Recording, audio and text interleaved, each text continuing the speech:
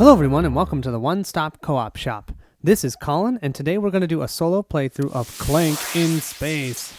I recently did a Clank playthrough, but this one is the standalone game, Clank in Space, and they have now a solo campaign that you can do through the app. So I thought it'd be really fun to show you guys the differences there, but I do also want to say, I actually don't own this game. One of my friends at work, yes, I found somebody at work who likes board games probably more than I do. His name is Phil, and Phil allowed me to borrow his copy so I could play it solo and do this video. So thank you so much, Phil. We really appreciate it.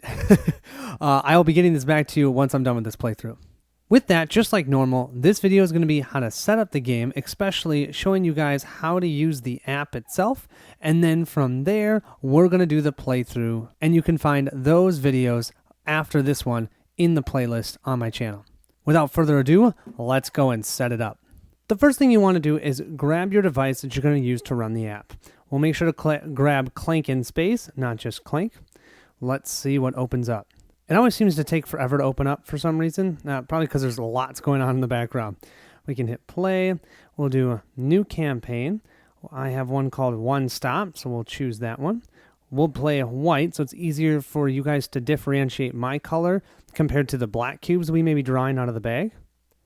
And we have here Clank, a space operation. The latest plot by Lord Renegade threatens the galaxy like never before. Stop him and get as rich as you can in the process. We'll hit this. Episode 1, A New Threat. The evil Lord Renegade rules the galaxy, claiming its fantastic riches for himself. Ancient artifacts, classified data, and plunder from 1,000 worlds are scattered throughout his flagship hallways and vaults. But there are those who rebel against the cyborg's rule. The resistance pushes back against his evil schemes while pirates and independent thieves seek their fortune by stealing from his empire. One such thief is even now about to board the starship Renegade, prime in search of wealth and glory. AKA, I think it's talking about us. And we can hit continue. Now it's going to let us know how to set up the board. So what's cool about this game in Space versus the regular Clank game is there's a modular board, and there's these 3 modules, and they're actually double-sided. So what I'm going to do is I'm going to set up the board like this, and I'll let you see what it looks like.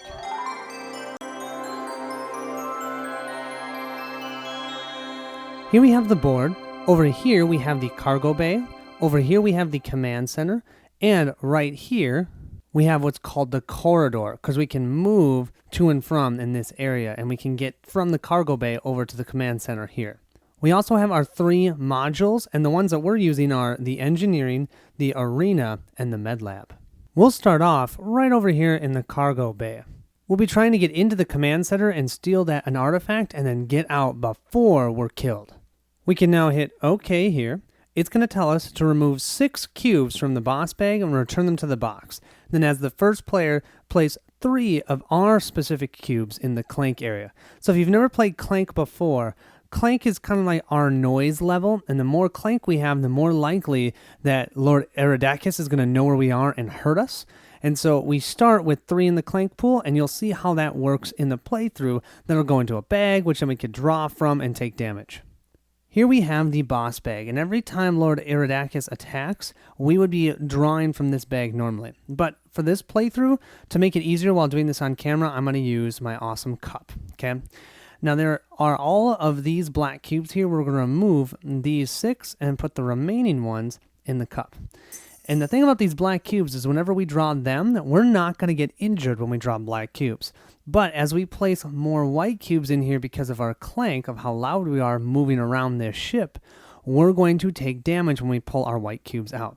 And so you can just see with reducing the amount of black cubes, we're already more likely to start grabbing our white cubes as we go through the playthrough. So it's going to be fun.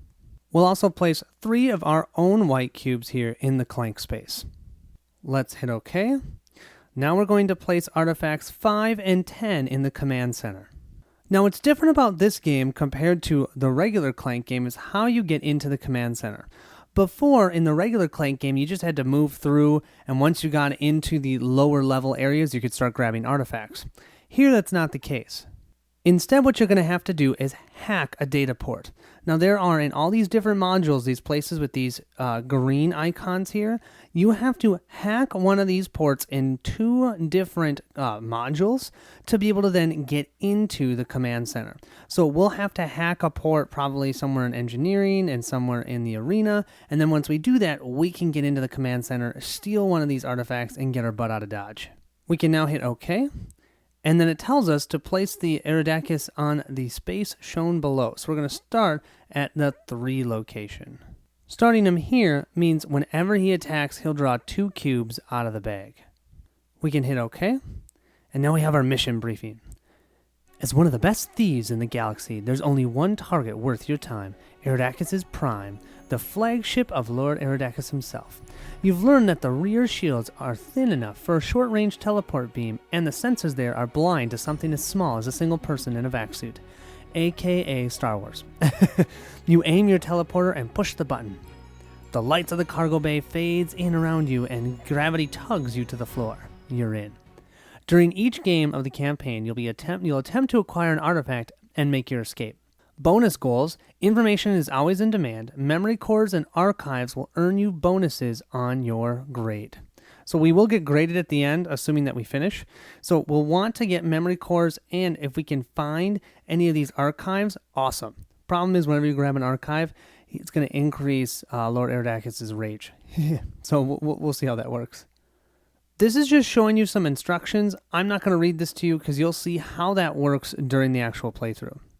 So let's hit OK and go to the next one. Awesome. So now the app is all set up. We want to finish setting up the board though.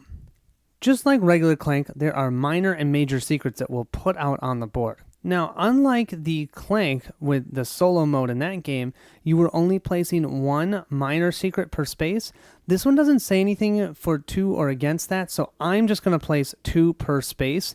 And yeah, if that's wrong, let me know. I'll put a note to let you know that that's wrong. Major, 1 in each spot, that's normal. Also, instead of coins, you have data points here, or data money. Oh, I can't remember what these are called. Credit tokens. These are credit tokens. So credit tokens are points at the end of the game, but they can also be used to purchase items from the marketplace if ever we stop in the marketplace. Very similar to regular Clank.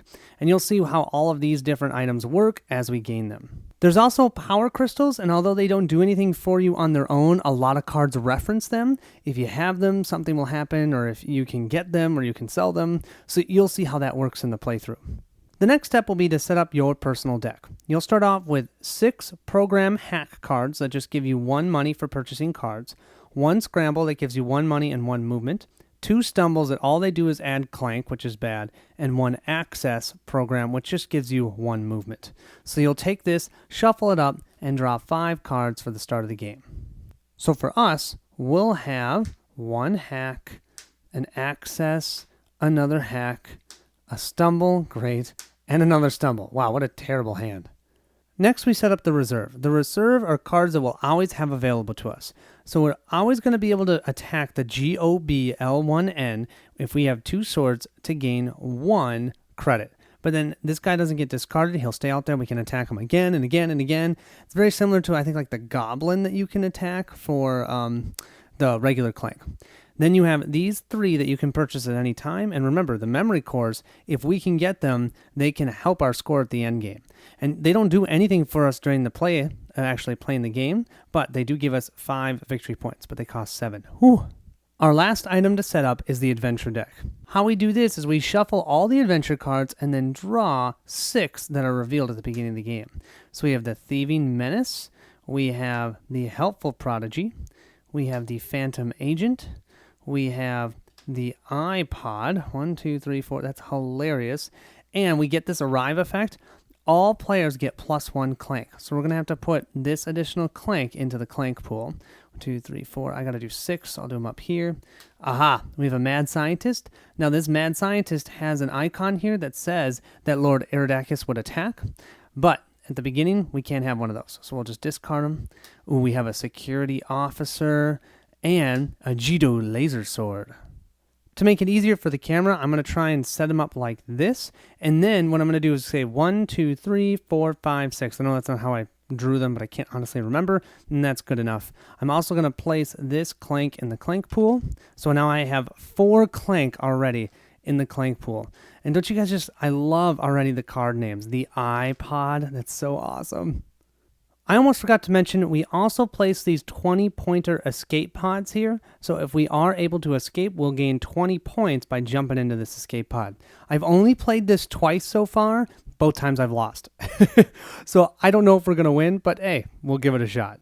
That is the setup. I hope you guys are excited for the playthrough. It's really fun. It's quick. It's a fun deck builder. I like the deck building mechanic in this game better because you can destroy cards.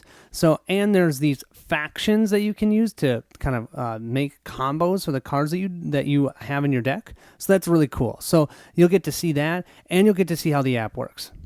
Thank you so much for watching, and I'll see you in the playthrough.